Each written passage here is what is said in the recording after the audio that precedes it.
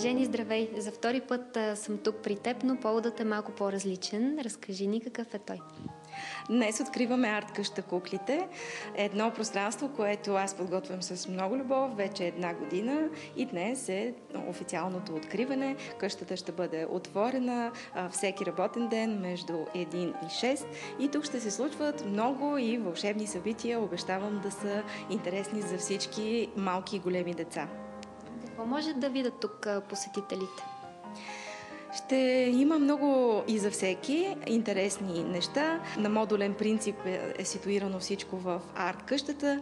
Примерно в творилницата малки и големи ще изработват кукли, но и не само.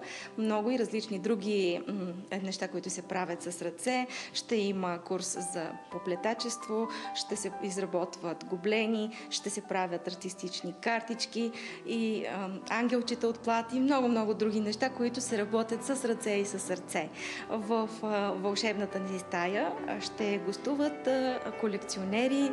Разбира се, че на кукли са винаги така с предимство при нас, но и научих в годините, че има много интересни колекции. Много хора колекционират интересни предмети и всеки може да разкаже за какво точно това събира и какво можем пък ние да научим от него, защото всеки един колекционер носи зад себе си историята на дадени вещи, а вярвайте ми, те са наистина много и различни. Поне за кукли знам, че има много хора. И не само такива, които ги изработват, но и такива, които ги събират. Във вълшебната стая ще са... Къде е тя? Тя е на втория етаж, след малко ще ви я покажа. На втория етаж се намира и нашия салон Озарение. В него пък ще се случват срещи на духа. Там ще каним различни художници, поети, писатели, разбира се, подчертавам и мислещи хора, философи. Да, аз самата съм завършила философия и наскоро се срещнах с мои преподаватели от Софийския университет, които ми припомниха колко невероятни разговори сме водили в часовете си преди години.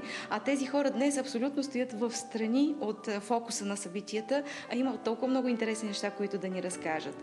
Така че в салон Озарение зрителите ще ги каним и на вечери край камината поетични, и на разговори на различни теми. А тук на първия етаж ще се случват повече изложби, както и днес, в деня на откриването. Откриваме с една много нежна, много лирична изложба на художничката Ралица Денчева, която е известна на много хора с илюстрациите към поетични книги, които се появяват всяка година около Свети Валентин. Когато човек види нейните картини, наистина се преселва в един друг свят. Аз съм влюбена в картините на Ралица от години, затова поканих нея за откриването на галерията. Нейната изложба се казва Феите и по някакъв начин това е една взаимна игра между моите стихове в кутия и книгата ми «Жените в мен», поетичната книга «Жените в мен», където имам образите на 40 жени, а Рали е извадила своите 9 образа от тези и ги е интерпретирала по свой начин. Знаете, че темата за жените е вечна в изкуството и много автори решават да творят по нея. На втория етаж пък тази вечер ще бъде първата ни колекционерска сбирка. Тя е на още една Ралица Филипова, преподавател в Нов български университет по медийна грамотност и журналист. Ралица представя своята колекция клоуни, които е събирала от битака, затова и изложбата й се казва «Усмивки от битака». С толкова много любов се е грижила за тях, толкова са интересни и обгрижване, сякаш тя наистина е тяхната майка, защото те на битака са били доста неугледни, прашасали, мръсни, но тя ги взима, изчиства ги и ги прави съвсем като нови. Ще видите каква любов излъчват клоуните на Ралица в тази нейна изложба. И също излъчваш огромно щастие. Няма как да не си щастлива в ден като днешния, който си го подготвила вече една година. Но нека да разкажем за зрителите, по-скоро да им припомним за тези, които са позабравили нашия първи репортаж, в който показахме как ти и твоите момичета майсторите кукли. Нека да им припомним за твоето хоби и преди колко години се появи. Да, всъщност хобито ме поведе по този път към куклите и случването на арт къща куклите, защото аз от 15 години изработвам кукли в свободното си време, които са моето бягство от думите, от словото, от проблемите. И действително куклите, които изработвах, аз често го казвам, куклите са вълшебни същества, те сбъдват мечти и вършат чудеса. Така от едно хоби, вижте докъде се стигна, до арт къща куклите, цяла къща, в която дори не само кукли, ще се случват и много други събития, но както подчертава и самото име, може би тук е мястото да кажа, че ще говорим за куклите във всичките им аспекти и ще срещаме публиката с куклите във всичките им аспекти, защото куклите са едно необятно творчество, като започнем от тези куклите за игра, с които сме започнали всички ние, и минем през национални, фолклорни, ритуални кукли и куклите за куклен театър, които са невероятно силни.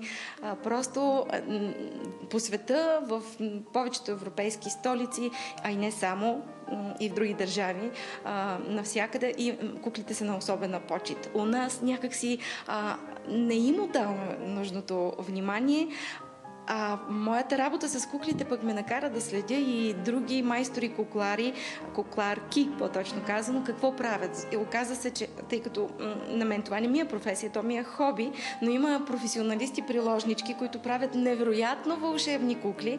И те ще гостуват ли тук? Разбира се. Идеята е тук да се показва тяхното творчество. Точно и това ме провокира да замисля арт къща куклите. Защото тези вълшебни жени стоят някъде в своите ателиета, не се натрапват, те са извън фокуса на случващото се. А когато видиш една кукла тяхна, колко много труд е събрала, как всяко нещо е направено старателно, с много любов, виждайки тяхното творчество, си казах, че то трябва да бъде извадено на показ. Трябва да го виждаме и да общуваме с него, защото носи страшно много любов. Всички майсторки на кукли са изключително сърцати дами. Нека да споменем и всъщност това, че и къщата не е случайна. Тя също има голяма история. Да, действително. Просто не знам как да обясня. Тази година се навършват 100 години от построяването на тази къща на улица Цар Самуил. Тя е паметник на културата. Построена е през 1912 година от архитект Трендафил Трендафилов, който е бил виден теоретик по архитектура. Заедно с неговия брат, лекар Петър Трендафилов, двамата, къщата е къща близнак, са живяли в тази къща дълги години и тази къща е наистина много, виждате какъв дух носи. Тя е в стил класицизъм и много с високите тавани, с високите стени, изчистена линия, много красива. Аз се опитах да запазя духа на къщата, като който е така все пак класицизъм, да го съчетая с романтизъм. Получи се, мисля, една симбиоза добра.